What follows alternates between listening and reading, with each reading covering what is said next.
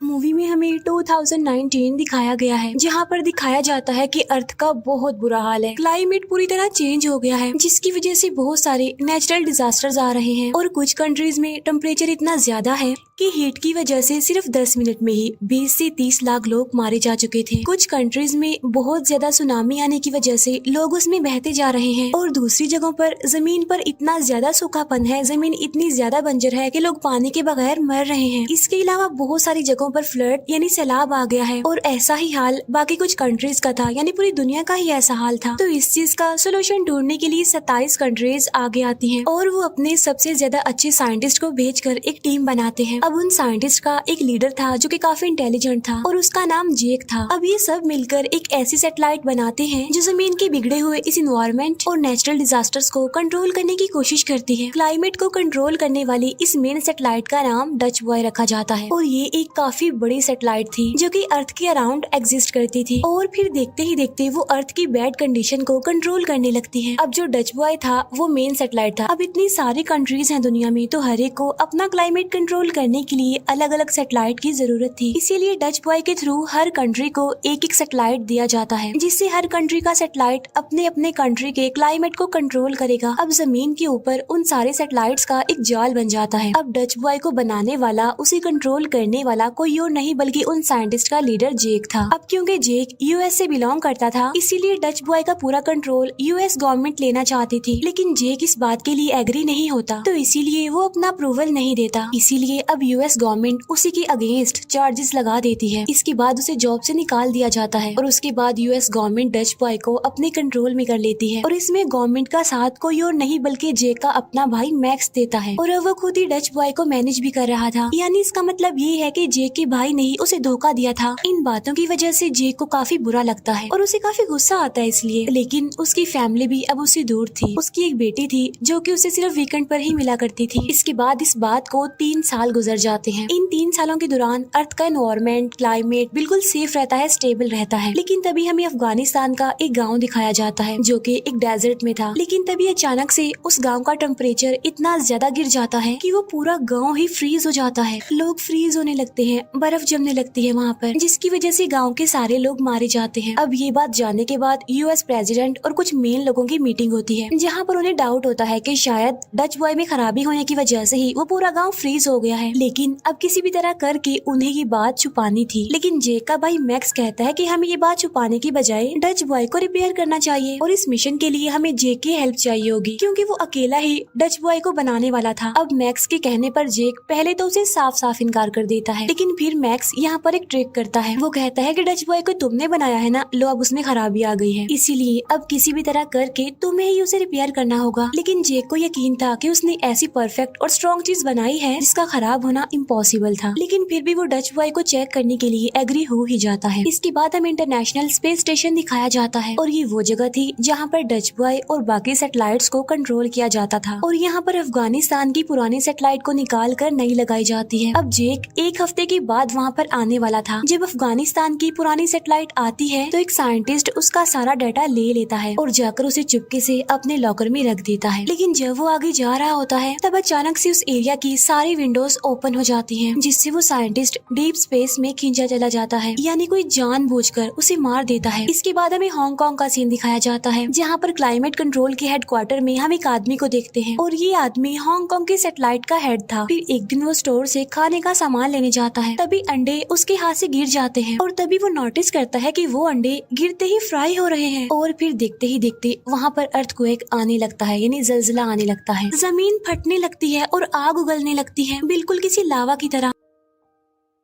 तब हांगकांग का वो हेड अपनी गाड़ी लेकर वहाँ से भागने की कोशिश करता है और जैसे जैसे वो भाग रहा होता है उसके पीछे की जमीन धंसती जा रही थी। वहाँ से निकलते निकलते वो सिटी से बाहर आ जाता है और आकर वो एक ब्रिज पर रुक जाता है और जब वो पीछे मुड़कर देखता है तो सारी बिल्डिंग्स नीचे गिर रही थी और देखते ही देखते वो पूरा शहर इस डिस्ट्रक्शन की लपेट में आ जाता है। हर तरफ तबाही मच जाती है, बचने का तो कोई चांस नजर ही नहीं आ रहा था। अब यहाँ पर हांगकांग का वो हेड चाइना का डच बॉय का सैटेलाइट एक्सेस करना चाहता था, लेकिन उसकी एक्सेस पर डिनाइड आ जाता है, जिसकी वजह से वो लॉग इन नहीं हो पाता। तब वो जल्दी से मैक्स को कॉल करके इस बारे में इन्फॉर्म करता है, और जब मैक्स लॉग इन करने की कोशिश करता है तो उसकी एक्सेस भी डिनाइड आ जाती है। यानी इसका मतलब साफ था कि उनका पूरा सिस्टम किसी ने हैक कर लिया था, जिसके बाद सबकी एक्सेस ब्लॉक कर दी गई। फिर हांगकांग का हेड मैक्स को कहता है कि अगर इसी तरह क्लाइमेट चेंज होता रहा और नेचुरल डिजास्टर्स आते रहे तो लास्ट में जियोस्टॉर्म आ जाएगा। जियोस्टॉर्म यानी ऐसा दिन जब पूरी दुनिया तबाह हो जाएगी। और तभी उस हेड के ऑफिस में कुछ लोग आ जाते हैं। तब ये देखकर वो हांगकांग का हेड कहीं पर छुप जाता है, और जो लोग वहाँ पर आते हैं वो उसके लैपटॉप से सारी इन्फॉर्मेशन ले लेते हैं। और ये देखकर वो हेड समझ जाता है कि कोई तो इंसान ऐसा है जो डच बॉय पर एक्सेस करके उसे हैक कर रहा है। अब यहाँ पर मैक्स वहीं पर काम करने वाली एक हैकर की हेल्प से ये चीज चेक करने के लिए उसे कहता है कि किसने इलीगली डच बॉय को एक्सेस कर लिया है, उसे हैक कर रहा है। वहाँ पर मैक्स की एक फ्रेंड भी थी जो कि एक एजेंट थी। फिर दूसरी तरफ जेक अपने मिशन के लिए बिल्कुल रेडी था। अपनी बेटी को वो उसकी मदर के पास छोड़कर अपने मिशन के लिए निकल जाता है, और वो सक्सेसफुली इंटरनेशनल स्पेस स्टेशन यानी अर्थ की ऑर्बिट में आ जाता है। यहाँ पर जेक को 3 टास्क दिए जाते हैं। सबसे पहला ये कि जो साइंटिस्ट स्पेस स्टेशन में मर गया था उसकी इन्वेस्टिगेशन करना, फिर दूसरा ये कि अफगानिस्तान में जो एक्सीडेंट हुआ था उसकी इन्वेस्टिगेशन करना, और तीसरा हांगकांग में होने वाले एक्सीडेंट की इन्वेस्टिगेशन करना। वो कुछ लोगों से मीटिंग करता है और ये सारी बातें क्लियर करता है। फिर वो हर कंट्री के सैटेलाइट को पर्सनली स्कैन करता है कि अगर उसमें कोई ग्लिच आ गई हो तो उसे रिप्लेस कर दिया जाए। अब टोटल 1000 से भी ज्यादा सैटेलाइट्स थी। फिर आगे जाकर उसे पता चलता है कि इस सारे मिशन का हेड कोई और नहीं बल्कि उसका भाई मैक्स है, और हर रोज उसे सारी इन्फॉर्मेशन देनी है। अब जेक को ये बात काफी बुरी लगती है, जिसकी वजह से दोनों भाइयों में कुछ प्रॉब्लम्स होने लगती हैं। इसके बाद जेक अपनी इन्वेस्टिगेशन शुरू कर देता है, यानी अपनी पहली इन्वेस्टिगेशन उस साइंटिस्ट के बारे में जो मर गया था। यहाँ पर उसे पता चलता है कि वो एक्सीडेंट किसी ने जानबूझकर करवाया था, और डीप स्पेस में जाने से पहले उस साइंटिस्ट के हाथ में एक हार्ड डिस्क थी जो अभी भी उस स्पेस स्टेशन के एक हिस्से पर अटकी हुई है। तब जेक और स्टेशन कमांडर अपनी जान पर खेल कर उस हार्ड डिस्क को लेने जाते हैं, और यहाँ पर उन्हें पता चलता है कि जो एक्सीडेंट हांगकांग और अफगानिस्तान में हुआ था वो सैटेलाइट में खराबी की वजह से नहीं बल्कि किसी ने जानबूझकर ऑर्डर्स दिए थे सैटेलाइट को ऐसा करने के लिए। लेकिन उन्हें ये पता नहीं चल पाता कि आखिर ये कर कौन रहा है, इसके पीछे है कौन। फिर हांगकांग का हेड वहाँ से निकलकर न्यूयॉर्क आ जाता है, और वो मैक्स को मिलने के लिए कहता है ताकि वो पूरे मैटर की इन्फॉर्मेशन उसे दे सके। वो मैक्स को मिलने के लिए एक जगह पर बुलवाता है, जहाँ पर मैक्स अपने फ्रेंड यानी उस एजेंट के साथ जाता है। मैक्स और उसकी फ्रेंड वो दोनों ही हांगकांग के हेड को देख लेते हैं, जो कि रोड की दूसरी साइड पर खड़ा होता है। लेकिन जैसे ही वो क्रॉस करने लगता है तो उसके पीछे खड़ा हुआ एक आदमी उसे धक्का दे देता है, जिसकी वजह से हांगकांग का हेड एक गाड़ी से टकरा जाता है। लेकिन मरने से पहले वो एक पार्टिकुलर प्रोजेक्ट के बारे में मैक्स को बता देता है। दूसरी तरफ जेक और स्टेशन कमांडर उस हार्ड डिस्क का पूरा प्रोग्राम देख रहे होते हैं, जिससे उन्हें पता चलता है कि किसी ने इस सिस्टम में वायरस इंसर्ट कर दिया है, जो अलग अलग कंट्रीज के सैटेलाइट्स को ऑर्डर दे रहा है और उनके क्लाइमेट को चेंज कर रहा है, जिसकी वजह से जमीन दोबारा से तबाही की तरफ जा रही है। अब जेक मैक्स को मैसेज भिजवाता है कि अर्जेंटली मीटिंग करनी है, यानी जो कुछ भी हो रहा है उसके बारे में इन्फॉर्म करने के लिए। और यहाँ पर जेक मैक्स को सारी बात बता देता है कि किसी ने सिस्टम में वायरस डाल दिया है, इसीलिए डच बॉय जानबूझकर सैटेलाइट्स को ऑर्डर दे रहा है, जिसकी वजह से अलग अलग कंट्रीज लाइक अफगानिस्तान और चाइना में वेदर बिगड़ गया है। यानी कोई डच बॉय को बिल्कुल किसी वेपन की तरह यूज करके तमाम कंट्रीज को खत्म करना चाहता है। और कोई स्पेस स्टेशन का आदमी भी इसमें मिला हुआ है, और वही है जो डच बॉय में वायरस का प्रोग्राम इंसर्ट करता है, और उसको ऑर्डर देने वाला जरूर कोई ना कोई बड़ी अथॉरिटी का आदमी है, और वो कोई और नहीं बल्कि मैक्स के सीनियर्स में से कोई एक है। अब वो या तो मैक्स का बॉस हो सकता है या फिर प्रेसिडेंट। ये सुनकर मैक्स कहता है कि भला प्रेसिडेंट ऐसा क्यों करना चाहेगा, जिस पर जे कहता है क्योंकि डच बॉय वेपन की तरह यूज हो रहा है, और वो सिर्फ उन्हीं कंट्रीज को टारगेट कर रहा है जो आज के जमाने में काफी सक्सेसफुल है, और आने वाले टाइम में ये कंट्रीज काफी इम्प्रूव करेंगी और काफी सक्सेसफुल होंगी, और उनकी इकोनॉमी भी काफी अच्छी होगी। इसीलिए अब ये सब कुछ जानने के बाद मैक्स उस हैकर की हेल्प से उस सारे प्रोजेक्ट के बारे में इंफॉर्मेशन निकालता है जो कि उसे हांगकांग के हेड ने बताई थी, जहाँ पर उसे कुछ फाइल्स मिल जाती हैं,